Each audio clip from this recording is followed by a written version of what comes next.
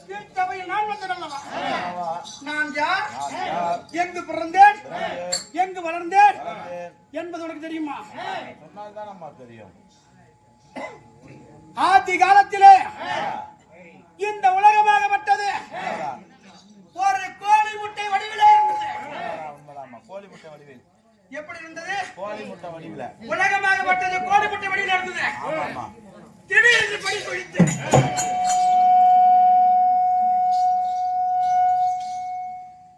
மேல் பாகம் ஆகாயமாகவும் கீழ்பாகம் பூமாதேவியாகவும் நடுவிலே பூமியாக சமமாக நின்றது.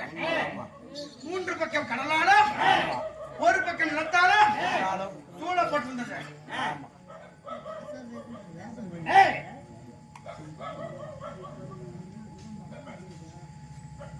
அப்படி சூழப்பட்ட காரணத்தினால் உலகம் எங்கு பார்த்தாலும் புல் பூண்டி தாவரங்கள் மகமக்கள் யாருமே கிடையாது.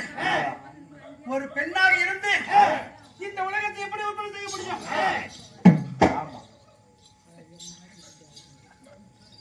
பெண்ணாக இருந்து இந்த உலகத்தை எப்படி விற்பனை செய்ய முடியும்? அப்படின்றதுக்காக நமக்கு ஆண் தலைவன் வேண்டுமே. அப்படி என்று ஓமகுண்டம் வளர்த்து அந்த ஓமகுண்டத்திலே ஓம் என்ற மந்திரத்தை எடுத்து ரீம் ரீம் என்ற மந்திரத்தை உச்சாரணம்.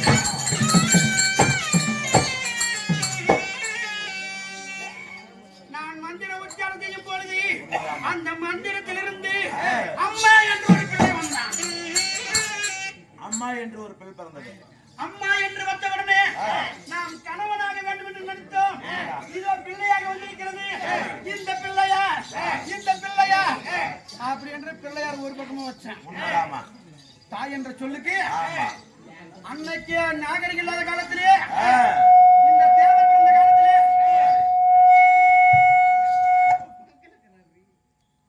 தேவர் பிறந்த காலத்திலே இது தெய்வீக சொல்ல இருந்தது. பெத்த தாய தேவடியா நாதியானிங்கிறானுங்க. நான் மகன் அதாவது கணவர் வேண்டும் என்று வந்தேன். பிள்ளையாக வந்து விட்டான். இந்த பிள்ளையார் என்று ஒருபுறம் அமர்த்தி விட்டு மீண்டும் லிங்காதிபதி எடுத்து ஓம் நமச்சிவாய என்று ஓம் நம என்று அந்த யாகம்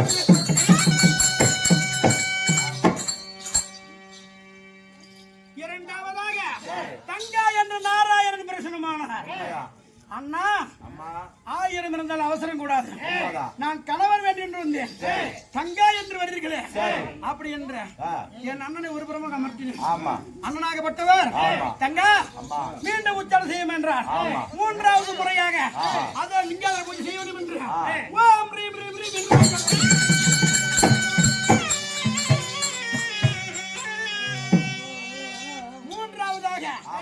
ஈசன் தோன்றி பெண்ணே என்று ஈசன் தோன்றி என் காலை பற்றி கொண்டார். யாரை பிடிச்சாங்க? என் காலை பிடித்தார். இவர் தான் நமக்கு ஏற்ற கணவர் என்று அந்த முக்கன் படைத்த சிவபெருமானை அத காம குரோத மரமாற்று சொல்லக்கூடிய அட்டகாசம் தாங்க முடியாமல் அந்த சிவனையே சேர வேண்டும் என்று நான் ஓடினேன். அவர் ஒதுங்கினார். நான் பாய்த்தேன். அவர் ஒதுங்கினார். என் அண்ணாவாகப்பட்ட நாராயணன் சூழ்ச்சி காரணமாக அவரை சேர வேண்டும் என்றார். அவனுக்கு முற்றுக்கென்னை நீ தர வேண்டும் என்று கேளுன்றார். எப்படி கேட்டாங்க? உன்கிட்ட வந்து சேரணும்னா ஆமா உன் நெத்திக்கு என்ன கொடு அப்படின்னு கேளு. உங்க அண்ணன் சொல்றாரு. நாராயணன் சூழ்ச்சியினால் அந்த பரம கடவுள் கேட்ட உடனே மன்னவர் மேல் இருக்கு மாசையினார். எனக்கு தான் முதல்ல 3 கண்ணு. யாருக்கு 3 கண்ணு? உங்களுக்கு தான் உலகத்திலே 3 கண்ணு. எனக்கு தான் 3 கண். மன்னவர் மேல் இருக்கு மாசையினார். எனக்கு நெற்றியில் இருக்கு கண்ணை பிறங்கி அந்த பரம கடவுளுக்கு போயிட்டேன்.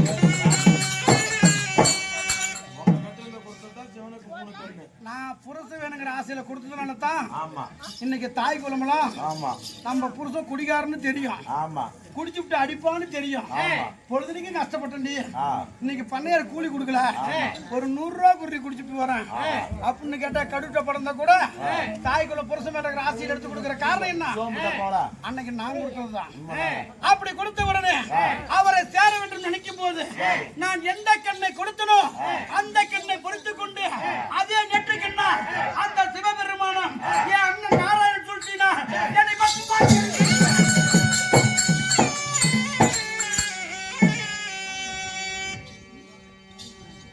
முதல் ஜென்மத்திலே இந்த சக்தியாக பிறந்த என்னை அந்த சிவபெருமான் நெற்றி கண்ணால் இடித்தார். எரித்த நான் இரண்டாவது ஜென்மத்தில் எங்கு பிறந்தேன் அந்த முக்கண்ணன் தானைக்கு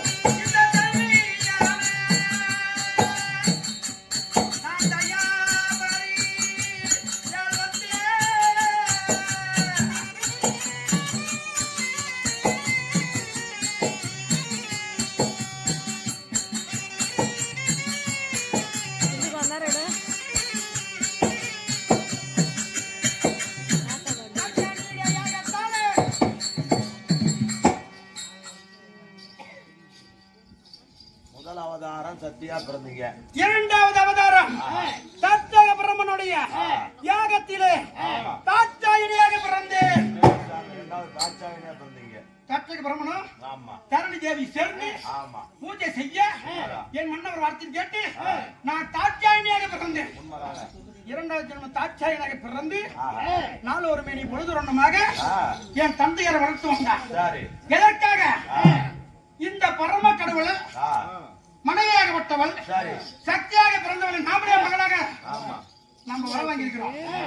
என்னைக்கா இருந்தாலும் அந்த பரம கடவுள் நம்ம கிட்ட வந்து பொண்ணு கேட்கணும். அவனுக்கு பொண்ணு கொடுத்தா நாம தான் உலகத்துக்கே பெரிய கடவுள். அப்படி என்ற நான் நீங்கள் அகம் கொண்டிருந்தேன் என் தந்தையாகப்பட்ட தச்சை பிரம்மன். நான் அறியா பிள்ளை என்பது எனக்கு தெரியாது. தந்தையுடன் வளர்வது, சந்தோஷமாக இருப்பது, தோழியுடன் செல்வது, நந்தவனத்தில் மலரும் ஜலமும் எடுப்பது, நான் பூஜை செய்து விளையாடி கொண்டு வருவது. அப்படி விளையாடி கொண்டு வந்தனா அந்த லிங்கம் வைத்து பூஜை செய்தது என் தந்தை தாய்க்கு தெரியாது. எதை வச்சு பூஜை செஞ்சா? லிங்கத்தை வைத்து பூஜை செய்தேன். எனக்கு ஞானம் பிறந்தது. அந்த லிங்கத்தின் மீது கை வைத்து தன்னுடைய உணர்வுகள் தூண்டியது. உணர்வுகள் தோன்றியது. 3 மாசத்து குழந்தை இருக்கும். தண்ணி துறைக்கு போயிடும். பெத்தத்தாய் தண்ணி துறைக்கு போயிடும். அந்த புள்ள அழுவும். நாம போய் தூக்கினா அவளை சீக்கிரம் அழுவச்சு நிறுத்தாரு. பெத்தத்தாய் வந்து தொட்டா அந்த புள்ள அழுவச்சு நிறுத்தும். 3 மாசத்து பிள்ளைக்கு விவரம் தெரியுமா? நம்ம அம்மான்னு தெரியுமா? தான் உணர்வுகள். அதுபோல லிங்கத்தின் மீது நான் கை வைத்த உடனே என உணர்வுகள் ஏற்பட்டு நான் இவர்தான் நம்ம கேட்ட கணவர் என்று என் தந்தை தாய்க்கு தெரியாமலே நந்தவனத்தில் லிங்காதர பூஜை செய்தேன். லிங்கத்தில் வந்த சிவபெருமானையே நான் இறந்த பாளையிட்டேன்.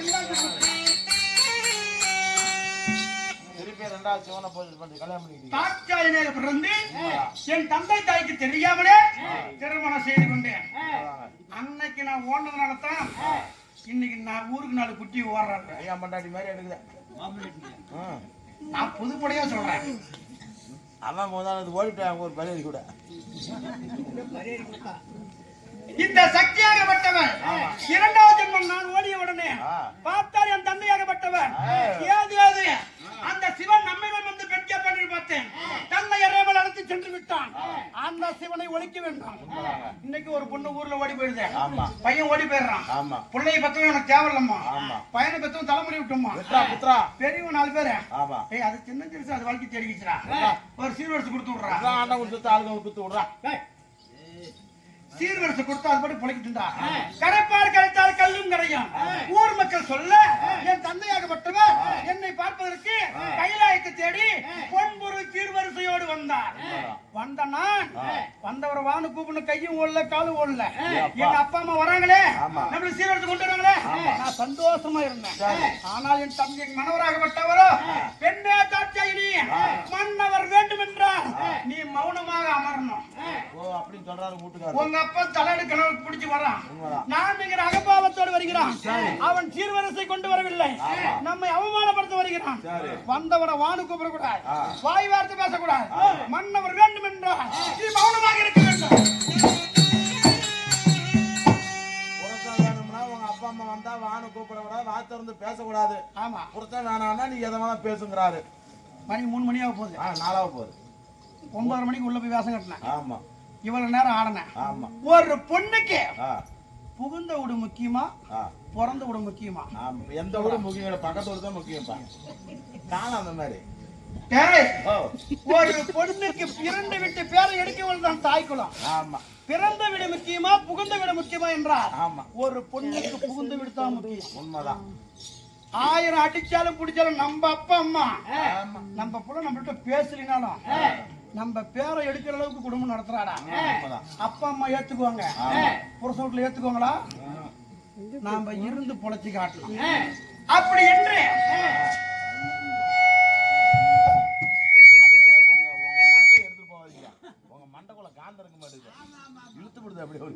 அப்படி நான் புகுந்து விடா பிறந்து விட என்பது போது தாய் வீட்டுல இருக்கிற தனமும் சரி, தனம்னா பணம். அப்பா வீட்டுல இருக்கிற பணமும் தாய் வீட்டுல இருக்கிற தனமும் சரி, தான் புருஷன் வீட்டுல இருக்கிற தவிடு சரி. களை வெட்டி கஞ்சி குடிச்சாலும் ஒரு பொண்ணு கட்டின புருஷனோட இருந்து கஞ்சி குடிக்கிறப்ப அவதான் உண்மையான பொண்ணு. அதேதான். அது போல இந்த சக்தியாகப்பட்டவள் மன்னவருடன் மௌனமாக இருந்து விட்டேன். தாட்சாயினி தாட்சாயினி தாட்சாயினி வெத்த தந்தை வந்திருக்கிறேன், தாய் வந்திருக்கிறேன், வானு கூப்பிடுமா, வாய் வார்த்தை பேசுமா அப்படின்னு தந்தை சொன்னார். அடியே பாவி சண்டாளா, அடியே பாவி தாட்சாயினி, எப்பொழுது வந்தவரை வாய் என்று கூப்பிடலையோ, வாய் வார்த்தை பேசலையோ, இனிமேல் நீ உயிரோட கூடாது, நீ தாலி அறுக்கணும் அப்படின்னு தந்தையாக போட முடியும் அப்படிங்கிறார். தத்தக பிரம்மனாகப்பட்டவன் தத்ராபுரிபட்டணம் சென்று 33 தேவரை வரவழைத்து மரண யாகம் நடத்துகிறார். அங்க மரண யாகம் செய்ய செய்ய என் மன்னவருக்கு வேகமெல்லாம் வேகுது. என்ன தாட்சாயினி, நான் இறந்து விடுவேன், நான் இந்த அக்கினி சோலை வீசுகிறது, நான் இறந்து விடுவேன், நீ தாலி அறுத்து விடுகிறார். என்ன சாமி மன்னவா சொல்றீங்க? கணவன் இறந்து மாங்கல்யம் இறந்து இந்த புவியில் நான் வாழ்வதா? மன்னவர் இறந்து வாழ்வதை விட இந்த மரண யாகம் செய்கிறாரே, நான் போய் யாகத்தை நிறுத்துகிறேன் அப்படின்னு கத்தினேன், கதறினேன். வேணாம் பெண்ணே, போனவங்க அப்ப மதிக்க மாட்டான், வாய் வார்த்தை பேச மாட்டேன்னு சொன்னார். கட்டின புருஷ சாவரத்தோட நம்ம சாவணும், இல்லைன்னா வாழணும். என் மன்னவர் வார்த்தை கேட்காம நான் செல்ல போனேன். பெண்ணே தாட்சாயினி, அந்த யாகத்தை நிறுத்தி வந்தால் உனக்கு இடபாகம், இல்லை என்ன கிடையாது என்று சொன்னார். நான் மீண்டும் சென்றேன், கத்தினேன், கதறினேன். என் தந்தையாகப்பட்ட யாகத்தை நிறுத்தவில்லை. மீண்டும் என் மன்னருக்கு வந்து சொன்னேன், எப்ப என் பேச்சு கேட்காத போனியும் உனக்கு மட்டும் இந்த இடத்துல விடலன்னா. மீண்டும் எங்க அப்பா கிட்ட போனேன், ஏ பாவி சண்டாளா, நீ போட்ட உப்பு ஊர்காய்ந்த உடம்புல இருக்குது, இனிமேட்டு இந்த உயிர் தேவையில்ல அப்படி என்று தத்துகாபுரி பட்டணத்திலே தத்தை பிரபஞ்சத்தில் சத்திய யாகத்திலே 2வது ஜென்மமாக அந்த நெருப்பில்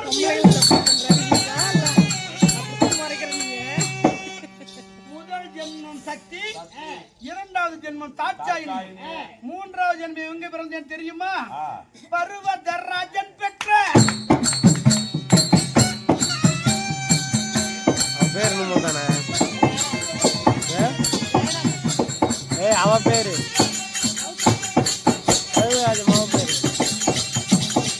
பார்வதியா? பருவராஜன் மாவ பேரு ஏழை வந்துடும்.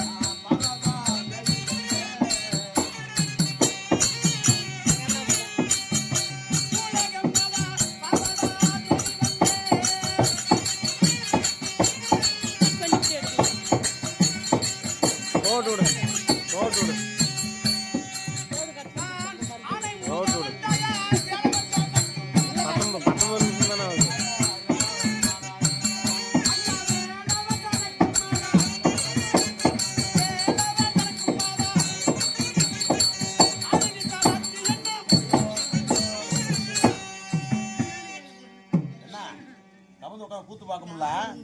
போங்க விடிஞ்சிச்சு ஊட்ட பக்கம். நான் மோதிரத்தை கேட்கறாங்க, அதெல்லாம் நான் ஒன்று தான் வச்சிருக்கிறேன். இதை கொடுத்து நான் என்ன பண்றது? இந்த கையில இருந்து கூட அது கவலை நீங்க ஒண்ணுது. அந்த கையில இருந்து போனா எப்பா 3வது ஜென்மமாக பர்வதராஜனுக்கு. ஆமா, பர்வத குலம் என்ன குலம்? பர்வத குலம்னா அதான் நாய் பிடிக்கிற குலம். மலைகளின் அரசன். மலைகளின் அரசன். அப்படியா? என்ன சொல்றது? பர்வத குலம்னா மீனவர்களே. கோமலாட நாளைக்கு எங்களுக்கு தெரியாது. ட்ரைனிங் எடுத்துக்கிறதா? ஓடாத கேமராக்கு 1 மணி நேரம் வளைச்சு நினைச்சேன். நீ இப்பெல்லாம் பேசணும். பர்வதராஜனுக்கும் மீனாம்பிகைக்கும் நான் பார்வதியாக பிறந்த பரமக்கடவுளின் மாலையிட்டு 3வது ஜென்மம் பார்வதி, 4வது ஜென்மம் நலாயினி, 5வது ஜென்மம் அதாவது பாஞ்சாலி, 6வது ஜென்மம் ரேணுகை, 7வது ஜென்மமாக பச்சைவாளி அம்மன். அது மட்டுமல்ல 9 ஜென்மம் 9 சக்தி 16 அம்சம் 64 பீடத்தில் வந்தவள். நீங்க அமர்ந்திருக்கிறாள் அன்னை சக்தி அகிலாண்டகோடி பிரம்மாண்ட நாயகி. நான் எதிரே வரக்கூடிய ஏன்னா சிங்கனெல்லாம் பார்க்கணும்.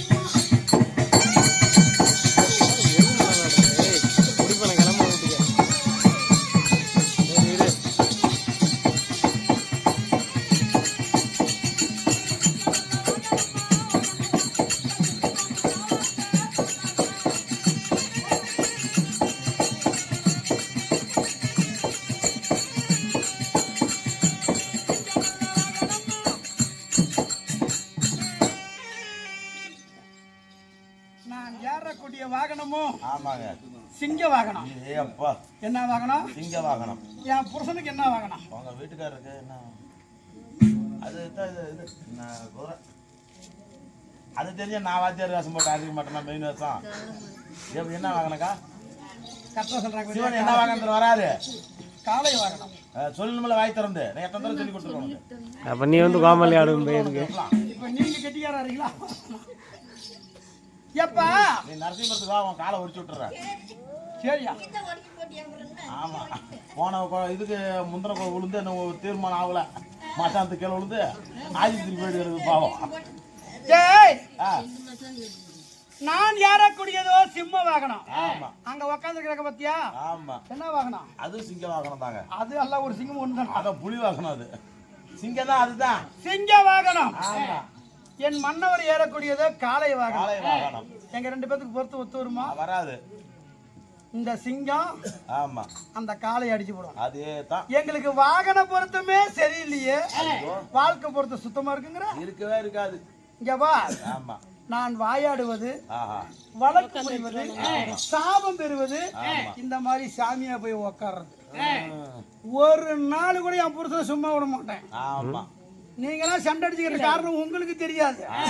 நானும் என் புருஷனும் பண்ண வேலை, நான் பண்ண வேலை தான் உன் குடும்பம் கலாட்டாகும். ஆமா. எங்க அம்மாவுக்கு இன்னொரு பேரு வாயாடி தான். இப்ப எனக்கு கூட 4 நாளைக்கு முன்ன கார்ல போல சரியான கலாட்டாலாம் ஆச்சு. ஆமா, அதுக்கெல்லாம் என்ன காரணங்கிற? வாயை சுத்தி வச்சுட்டு கம்மிட்டு இருக்கணுங்கிறேன் நானு. அப்படி கிடையாதுப்பா. ஆமா, புருஷன் பொண்டாட்டி மேல பாசம் வச்சிருப்பேன். டூர் போனீங்களா? புருஷன் பொண்டாட்டி மேல பாசம் வச்சிருப்பேன், பொண்டாட்டி புருஷன் மேல பாசம் வச்சிருப்பேன். ஆனா சம்பந்தம் இல்லாத உங்களுக்குள்ள சண்டை வரும். ஆமாங்க. 1/2 மணி நேரம் கோவலம் தீர்ந்ததுக்கு அப்புறம் நான் உன்னை எதுக்கு திட்டனே தெரியலீங்க, ஆமா, நானும் தெரியாதனமா அடிச்சுட்டேன், ஆமா, திருப்பி சேர்ந்துக்குவீங்க. ஆமா. இதெல்லாம் யாரு காரணம்? நான் தான். என் பொண்டாடி கொடுத்தா வரும்போது விளக்கமா தேடி அடிச்சா என்ன பண்ணுவேன்? இப்ப போய் நாங்க 2 பேரும் நல்லா பேசிக்குவோம். இந்த அம்மை இல்லையே அப்பன் இல்லை, அந்த அப்பன் இல்லை. அதே தான். இந்த அம்மை இல்லையே அப்பன் இல்லை, அந்த அப்பன் இல்லை. இந்த சக்தி இல்லையே அந்த ஜீவன் இல்லை. அதே தான். ஒரு மனுஷன் போனோம், அவன் உடம்பு போனோம் போனோம், அவனை தூக்கி நடக்க வைக்கிறது இந்த சக்திங்கிற குருதிங்கிற ரத்தம். ஆமா, சத்து இல்லைன்னா எப்படி சத்துல எப்படி போற மாதிரி ரோட்ல. புரியுதா? ஆமா, இந்த சக்தியாகப்பட்டவனா. அது மட்டும் இல்ல, ஆமா, இன்னைக்கு என் புருஷனா கட்டத்தம் எடுத்துட்டு நானா, அதே தான். என் புருஷனா நீயா நானா, ஆமா, இன்னைக்கு பார்க்காத உரத்துல ஒரு 2 பேர் தான் ஆட்டமா எடுத்து நிக்க. அடுப்பை வச்சு சோறாக்கிறவங்க நான் கிடையாது. ஆமா, அந்த ஆளு கொண்டு வந்து சம்பாதிச்சு போட்டாலும் அந்த ஆளு கிடையாது. கிடையாது, கிடையாது. நாங்க இருக்கிறோம் எங்க இருக்கிறோம்? எங்க எல்லாம் சுடுகாட்டுல இருக்கிறீங்க. கைலாயம்னா சுடுகாடு. சுடுகாடு. எங்க காட்ட நோண்ட புணம்தான் வந்துகிட்டு இருக்கு. ஆமா, எவன் ஒருத்தன் புறம்போக்க ஏமாத்துறவனும், சுடுகாட்டை ஓட்டுறவனும், நடக்கிற தரத்துல வேலி அடைச்சவனும், புணத்தை மறிச்சவனும் நீ எந்த காலத்திலயும் வர முடியாது. உனக்கு சொத்து கொடுத்துருக்கிறனா ஆமா நீ வச்சு வாழ்ந்துக்கத்தான் கொடுத்தான். அதேதான் நீ வச்சு வாழ்றதுதான். எவன் சொத்து உங்க சொத்து கிடையாது. அதேதான். எவன் சொத்து இந்த சிவன் சொத்து தான். சிவன் சொத்து தான். சிவன் சொத்து கொலநாசம். எவன் சொத்தும் சிவன் சொத்து தான். இந்த சிவன் சொத்து தான். ஆமாங்க. அதனால என் மன்னவராகப்பட்டவர் இன்னைக்கு பார்க்கணும். உண்மைதான். ஒரு குடும்பத்துல ஒரு பொண்ணு எவ்வளவு பொறுப்பாக இருக்குங்கிறத பத்தி இன்னைக்கு நீ என்னை பார்த்து தெரிஞ்சுக்கிட்டு ஆமா ஆமா நீங்க எல்லாம் போய் குடும்பம் நடத்துங்க. ஆமா. நிறைய சோறு கூட ஆக்க வேணாம். இவ சொன்ன மாதிரி வீட்டுக்காரர் சம்பாரிச்சு கொடுக்க வேணாம். நீங்க உழ வச்சு ஆக்க வேணாம். அதனால ஆமா. டேய், அவன் எங்க இருக்கிறாரு? ஓ பகவானே.